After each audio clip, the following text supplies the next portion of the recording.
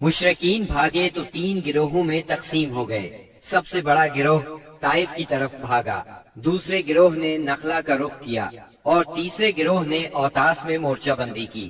آپ نے اوتاس میں ابو موسیٰ اشعری رضی اللہ عنہ کے چچا ابو عامر اشعری رضی اللہ عنہ کو صحابہ کی ایک جماعت کے ساتھ بھیجا۔ انہوں نے دشمنوں کو مار کاٹ اور بھگا کر سارے مال غنیمت پر قبضہ کر لیا۔ البتہ ابو عامر اشعری رضی اللہ عنہ خود اس معرکے میں شہید ہو گئے اور ان کی جگہ ابو موسیٰ اشعری رضی اللہ عنہ نے سنبھالی اور کامیاب و کامران لوٹے۔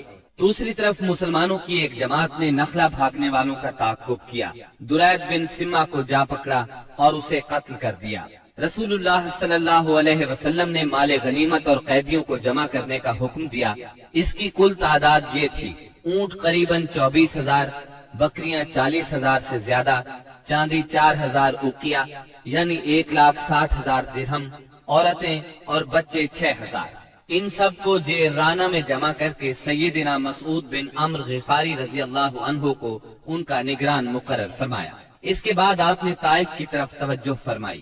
آپ خود اس سمت میں بڑھے۔ طائف مکہ سے 60 میل کے فاصلے پر ایک سرسبز پہاڑ کے دامن میں واقع ہے۔ آپ نے طائف کا محاصرہ کر لیا۔ یہ محاصرہ 20 دن تک جاری رہا، لیکن شہر فتح نہ ہو سکا۔ محاصرہ چھوڑ کر آپ جعرانہ کے مقام پر تشریف لائے۔ یہاں مال غنیمت ذخیرہ کیا گیا تھا۔ رسول اللہ صلی اللہ علیہ وسلم طائف سے جعرانہ واپس آ کر 10 دن سے زیادہ ٹھہرے رہے۔ مال غنیمت تقسیم نہ فرمایا۔ آپ کو انتظار تھا کہ حوازن توبہ کر کے آ جائیں اور اپنے مال اور قیدی واپس لے جائیں، لیکن جب وہ نہ آئے تو آپ نے مال غنیمت میں سے خمس یعنی 5واں حصہ نکالا اور تالیف قلب کے لیے کمزور اسلام والوں کو عطا فرمایا۔ کچھ ایسے لوگوں کو بھی دیا جو ابھی تک مسلمان نہیں ہوئے تھے، تاکہ ان کی نظروں میں اسلام محبوب ہو جائے۔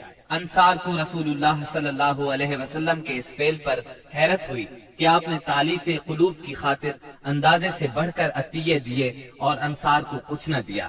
چنانچہ بعض انصار نے کہا، یہ کیسی تعجب کی بات ہے کہ آپ قریش کو دے رہے ہیں اور ہمیں چھوڑ رہے ہیں، حالانکہ ہماری تلواروں سے ان کا خون ٹپک رہا ہے۔ یہ بات انصار کے رئیس سیدنا سعد بن عبادہ رضی اللہ عنہ نے آپ تک پہنچائی۔ آپ نے صرف انصار کو جمع فرمایا، اللہ کی حمد و ثنا کی، پھر اللہ نے آپ پر جو احسان کیا تھا اس کا ذکر کیا۔ اس کے بعد فرمایا، انصار کے لوگوں، تم اپنے جی میں دنیا کی ایک حقیر سی گھاس کے لیے ناراض ہو گئے۔ اس کے ذریعے سے میں نے لوگوں کا دل جوڑا تھا تاکہ وہ مسلمان ہو جائیں اور تمہیں تمہارے اسلام کے حوالے کر دیا تھا۔ اے انصار، کیا تم اس سے راضی نہیں کہ لوگ اونٹ بکریاں لے جائیں اور تم رسول اللہ صلی اللہ علیہ وسلم کو لے کر اپنے ڈیروں پر جاؤ؟ اس ذات کی قسم جس کے ہاتھ میں محمد کی جان ہے، اگر ہجرت نہ ہوتی تو میں بھی انصار کا ایک فرد ہوتا، اور اگر سارے لوگ ایک راہ چلیں اور انصار دوسری راہ تو میں بھی انصار ہی کی راہ چلوں گا۔ اے اللہ، انصار پر رحم فرما، انصار کے بیٹوں پر رحم فرما اور انصار کے پوتوں پر رحم فرما۔ اس پر لوگ اس قدر روئے کہ داڑھیاں تر ہو گئیں اور کہنے لگے، ہم راضی ہیں کہ ہمارے حصے اور نصیب میں رسول اللہ صلی اللہ علیہ وسلم ہوں۔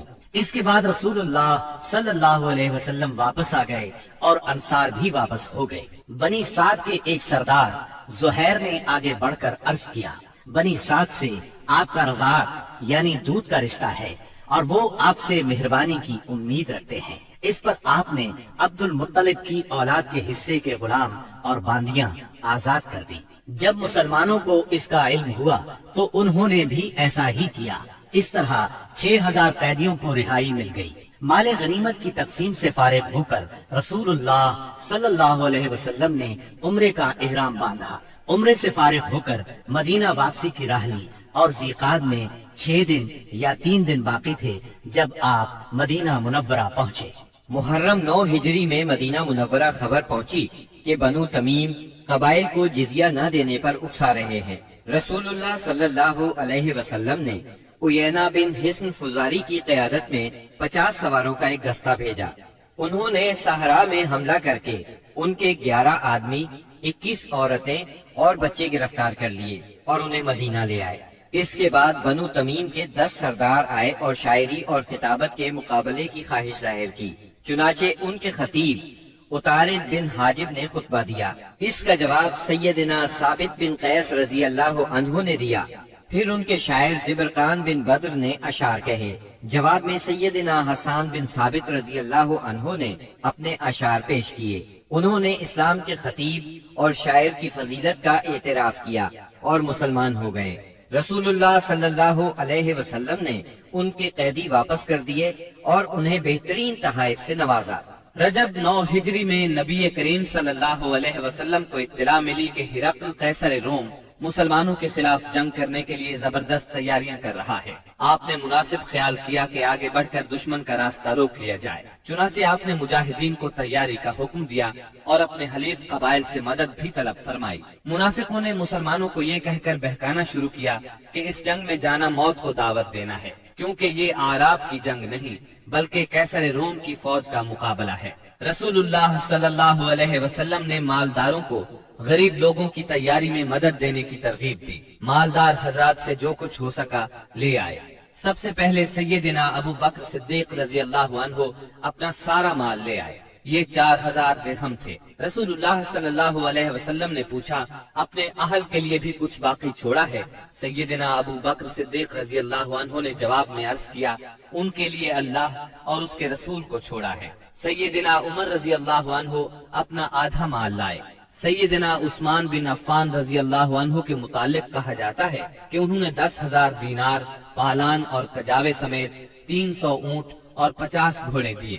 اس پر نبی کریم صلی اللہ علیہ وسلم نے ان کے بارے میں فرمایا آج کے بعد عثمان جو بھی کریں انہیں نقصان نہیں ہوگا. اس کے بعد عثمان رضی اللہ عنہ نے پھر صدقہ کیا، پھر اور صدقہ کیا، یہاں تک کہ ان کے صدقے کی مقدار نقدی کے علاوہ 900 اونٹ اور 100 گھوڑے تک جا پہنچی.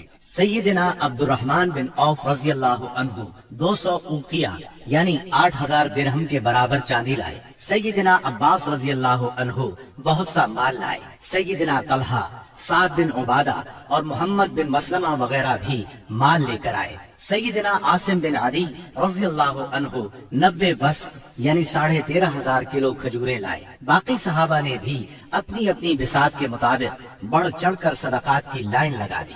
یہاں تک کہ عورتوں نے بھی اپنے زیورات اتار کر آپ کی خدمت میں بھیج دیے. تنگدست صحابہ کرام آپ صلی اللہ علیہ وسلم سے سواری طلب کرنے کے لیے آئے. آپ نے فرمایا میں کچھ نہیں پاتا جس پر آپ لوگوں کو سوار کروں.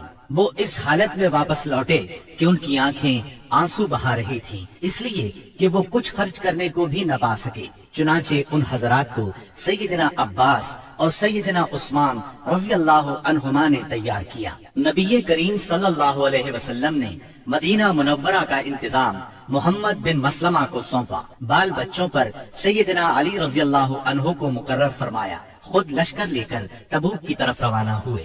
تبوک شام کی سرحد پر واقع ہے. نبی کریم صلی اللہ علیہ وسلم نے سب سے بڑا علم سیدنا ابو بکر صدیق رضی اللہ عنہ کے سپرد کیا اور پھر ہر قبیلے کا جھنڈا اس کے سردار کے حوالے کیا. غرض اسلام کا یہ لشکر 14 دن میں تبوک پہنچ گیا. جب قیصر روم ہرقل کو مسلمانوں کے جوش، جذبے اور تیاری کی اطلاع ملی تو اس نے جنگ کا ارادہ ترک کر دیا. آپ نے 20 روز وہاں قیام فرمایا. اسی مقام پر قیصر روم کے ماتحت حکام نے آپ سے امان طلب کر کے جزیہ دینا قبول کیا. اس کے بعد لشکر اسلام جنگ کے بغیر اپنا مقصد حاصل کر کے واپس لوٹ آیا. منافقین نے مسلمانوں میں پھوٹ ڈالنے کے لیے مسجد قباء کے مقابلے میں مسجد زرار تعمیر کی تھی. جب نبی صلی اللہ علیہ وسلم غزوہ تبوک کے لیے جانے لگے تو منافقین نے اس مسجد میں نماز پڑھنے کی خواہش کی. آپ نے انہیں جواب دیا کہ واپسی پر پڑھاؤں گا. واپسی کی خبر پا کر یہ لوگ آگے بڑھے تاکہ رسول اللہ صلی اللہ علیہ وسلم مسجد زرار میں نماز ادا فرمائے. اس وقت اللہ تعالیٰ نے وحی نازل فرمائی اور اپنے رسول کو مسجد زرار کی حقیقت سے آگاہ فرمایا. وحی آنے پر رسول اللہ صلی اللہ علیہ وسلم نے منافقین کی تعمیر کردہ مسجد کو گروا دیا، اس کا تمام سامان جلوا دیا. 9 ہجری میں چند واقعات تاریخی نوعیت کے پیش آئے. Thanks for watching. Don't forget to like, comment, share and subscribe to